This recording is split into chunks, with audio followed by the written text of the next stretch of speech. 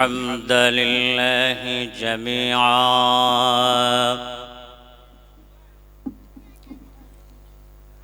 نحمده ونستعينه ونستغفره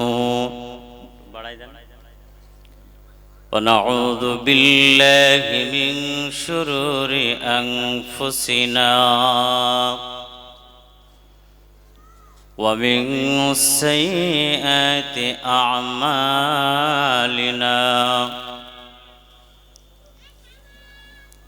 من يهده الله فلا مضل له ومن يضلل فلن تجد له وليا مرشدا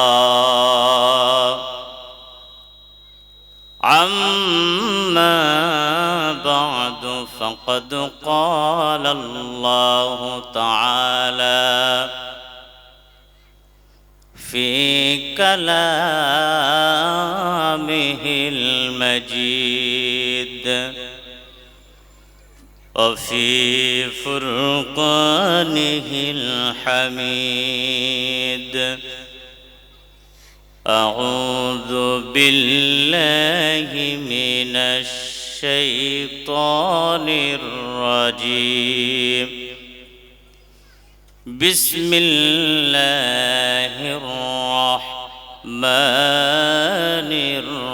الرحيم قل إن كنتم تحبون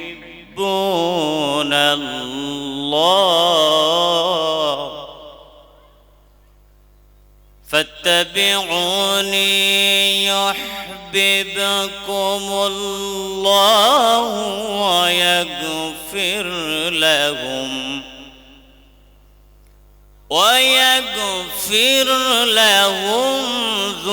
ذنوبهم والله غفور رحيم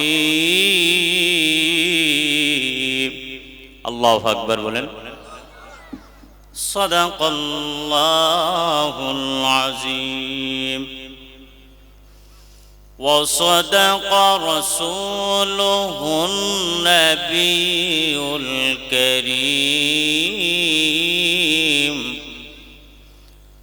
ونحن على ذلك لمن الشاهدين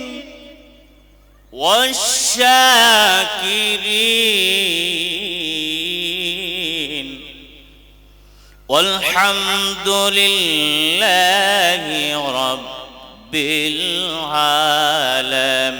العالمين.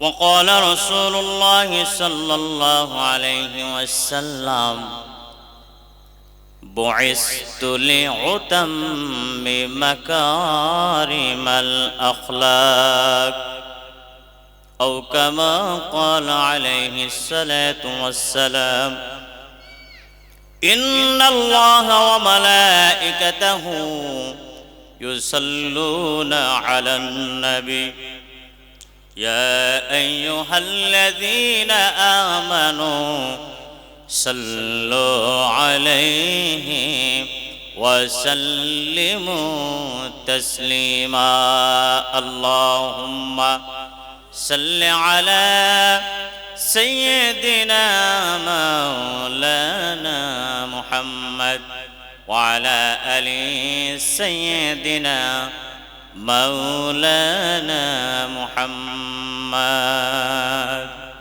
الحمد لله ঐতিহাসিক ইসলামিয়া ধর্মসভা মজলিস পুকুর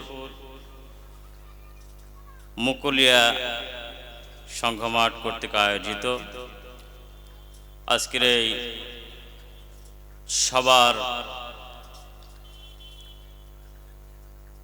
যার অপেক্ষায় আপনারা অপেক্ষমান হয়ে আছেন আমাদের সকলের পরিচিত মুখ পশ্চিম বাংলার ভাইরাল ওয়াইএসএন সকলেই যাকে চেনেন আলহাজ হজরত মাওলানা মশিউর রহমান সাহেব দামাত বারকাতুহুল আলিয়া আতামাল্লাহু উমরুহু ওয়া বারাকাল্লাহু ফি হায়াতি। সকলেই বলুন আমিন, আরো জোরে বলুন আমিন। আজকের মাহফিলের আরেকজন গুরুত্বপূর্ণ ব্যক্তি আছেন ফুরফুরা শরীফের পীরজাদা মিনহাজউদ্দিন সিদ্দিকী সাহেব মাদ্দাজিল্লুহুল আলী। আজকের এখানে কোরআন এবং হাদিসের আলোচনা হচ্ছে, তা আপনারা খুশি আছেন না বেজার আছেন? সবাই খুশি? তাহলে যারা রাস্তাঘাটে দোকানপাটের চায়ের স্টলে এদিক ওদিকে ঘোরাফেরা করছেন অযথা, তাদেরকে সওয়াব হচ্ছে না গুনাহ হচ্ছে? গুনাহ হচ্ছে। আমি অনুরোধ করব সকলেই এই জান্নাতের বাগানে চলে আসুন, জান্নাতি ফল ভোগ করতে থাকুন। কারণ নবীজি বলেন যতক্ষণ কোরআন এবং হাদিসের আলোচনা হয় ততক্ষণ এই জায়গাটা জান্নাতের বাগান হয়। কি হয়? জান্নাতের বাগান। যতক্ষণ আখেরি মুনাজাত পর্যন্ত এই জায়গাটা জান্নাতি বাগান। এজন্য সকলকে অনুরোধ করব চলে আসুন। আমরা মুসলমান, আল্লাহ পাক আমাদের মুসলমানের ঘরে জন্মগ্রহণ করেছেন। আমাদের ধর্ম ইসলাম। আমাদের ধর্ম কি? ইসলাম। আমাদের রব কে? আবার বলুন, আমাদের রব আল্লাহ। আমাদেরকে দুইটা জিনিস আল্লাহ পাক নিয়ামত দিয়েছেন। একটা হলো কুরআনুল কারীম, এই কিতাবটার নাম কি? কুরআনুল কারীম। আর একটা হচ্ছে আমার আপনার নবী আখেরি পয়গম্বর জনাবে মুহাম্মদ রাসূলুল্লাহ সাল্লাল্লাহু আলাইহি ওয়াসাল্লামের দুইটা হলো আমাদের নিয়ামত। ঠিক কি না? আল্লাহ রাব্বুল আলামিন বিদায় হজের সময় লক্ষ সাহাবীদেরকে সামনে নিয়ে নবীজি আমার ঘোষণা করেছিলেন, আল ইয়াউমা আকমালতু লাকুম দীনাকুম ওয়া আতমামতু আলাইকুম নি'মাতি ওয়া রাদিতু লাকুমুল ইসলাম দীনা। আল্লাহু আকবার বলুন। মুসলমান বন্ধুরা আমার, নবীজি আমার আরেকটা হাদিস বর্ণনা করলেন, তারাকতু ফীকুম আমরাইন লান তাদিল্লু তামাসসাকতুম মা কিতাবাল্লাহি ওয়া সুন্নাত রাসূলিহি। নবীজি বললেন তোমাদের মধ্যে তোমাদের জন্য আল্লাহ পাক রব্বুল আলামিন দুইটা জিনিস রেখে গেলেন। একটা হলো কমপ্লিট কিতাব, আকমালতু কামেল পরিপূর্ণ একটা কিতাব তোমাদের মাঝে আল্লাহ পাক দান করেছেন। যে ব্যক্তি কিতাবকে আঁকড়ে ধরবে তাদের জীবনের সঙ্গে। আর একটা হলো আমি নবীর সুন্নাহ।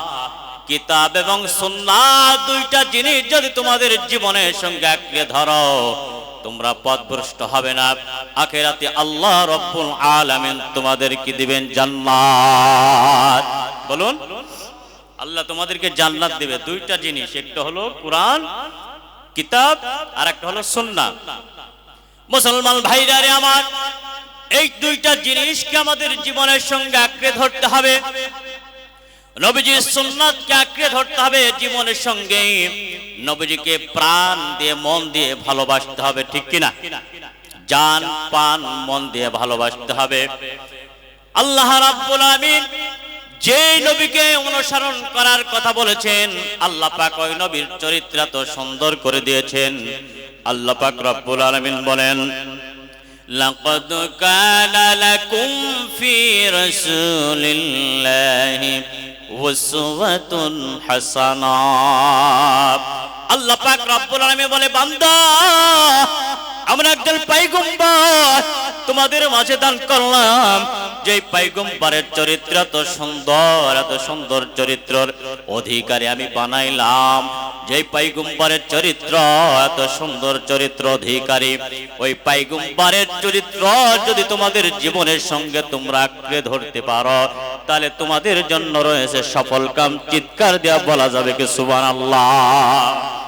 পয়গম্বরের সুন্নাহ, পয়গম্বরের আদর্শ আল্লাহ পাক অন্য আয়াতে বলেন, ওয়া ইন্নাকা লাআলা খুলুকিন আযীম। আল্লাহ পাক বলেন, হে নবী, আপনার চরিত্র এত সুন্দর চরিত্রের অধিকারী আপনাকে আমি বানাইলাম। আপনার মতো সুন্দর চরিত্রের অধিকারী পৃথিবীতে আর কেউ নাই।